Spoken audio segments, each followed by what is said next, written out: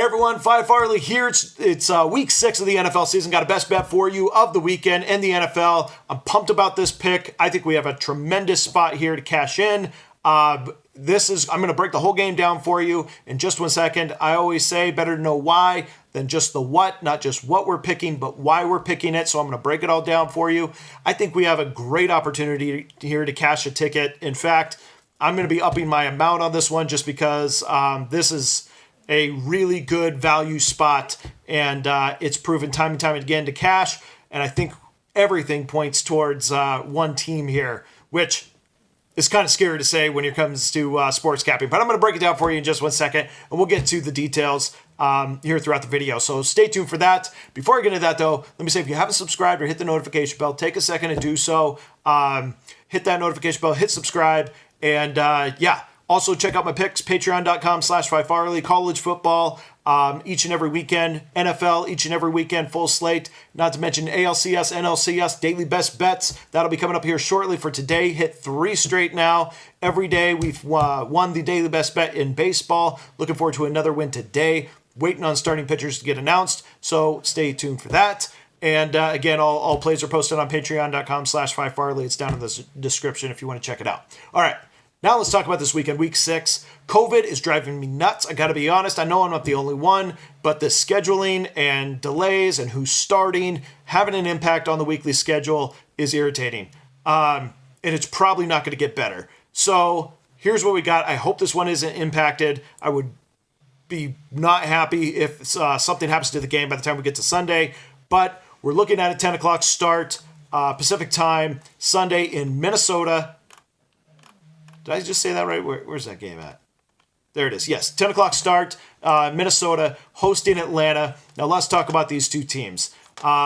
Minnesota, I have been very impressed by how they're playing as of late. Yes, they're 1-4. They're going up against 0-5 Atlanta. But last game, they faced the Seattle Seahawks, which is arguably one of the best teams, best offenses that you'll see in the game. In fact, yards per play, one of the key stats we should look at. Seattle is number 2 in the NFL. Who's number 1?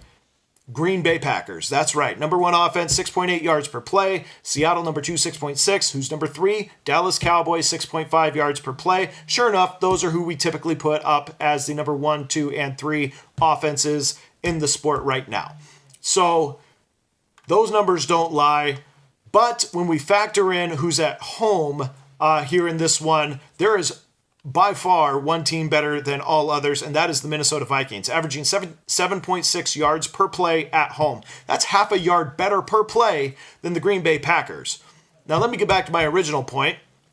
I'm going to come back to this one in the Minnesota offense here in a second, but that Minnesota defense allowed 0 points to that Seattle offense. That is the number 2 offense in the NFL. They had allowed 0 points in the first half to that Russell Wilson offense. Also, notably, they allowed 0 third down conversions the entire game.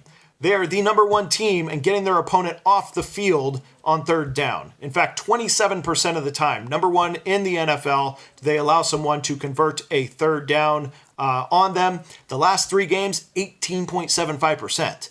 All the way down to 8. Last game, 0. Their rush, the linebacker play, the young DBs. Now, we know this is a really, really young defense. So what does that mean as far as their trajectory? It's only going to get better. And that's what's happening. They're getting better and better week in, week out. Last week against one of the best offenses, they shut them down, held them to 0, which is one of the rare times they threw that stat up. How many times that's occurred against Russell Wilson? Very, very few times has it ever happened. 0 third down conversions. They got 2 fourth down conversions, and I believe they were both on that last drive for Russell Wilson to go down and win the game, which is why he gets my vote so far on the MVP, but that's another conversation to be had. Now let's talk about offensive production, because this part I'm impressed as well. Seattle is one of the better defense against the run. The Vikings were able to run throughout the whole game. They were able to get 6 to 8 yards per play running Dalvin Cook straight up the middle. Very impressive. Madison did the same thing. Once Cook went out with a groin injury, Madison did the same thing. I wouldn't cap any different if it was Madison getting the start over Dalvin Cook. Now that said, huge home field advantage when it comes to the Minnesota Vikings. I just mentioned half a yard per play better than the number one offense, Green Bay Packers. I mean, it only goes down to the number 4 team when they're a full yard per play better than their opponents. Now let's look at, in contrast, the Atlanta Falcons. So Atlanta Falcons on the road, how many yards per play do they average? Again, 7.6 yards per play for the Vikings. The Falcons average 5 yards per play on the road, a full 2.6 yards less per play on the road. Now, there have been rumors of COVID going around Atlanta in their locker room. I really hope it doesn't impact the game, but it's also a distraction of what's going on right now while going up to Minnesota. That may have an impact. One thing I did look at is penalties per game. Falcons have been one of the worst under Dan Quinn, of which now they don't have their coach. That's another factor going into this game.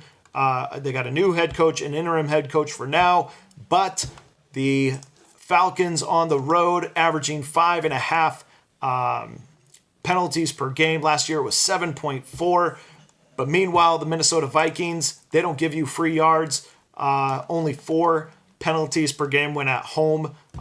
One of the better in the NFL when it comes to their free yards given up to their opponents. Much cleaner. One thing about a Zimmer offense, much cleaner in their play in Minnesota.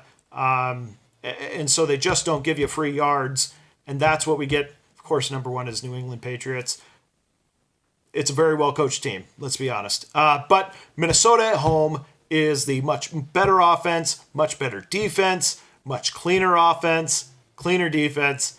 Everything is pointing to the Minnesota Vikings here, and they are very, very good at covering these games. Off a loss, I heard a statistic. It was something like under Zimmer, it was like 13-2 or something, covering the spread the next game. I'm not really sure what that trend is.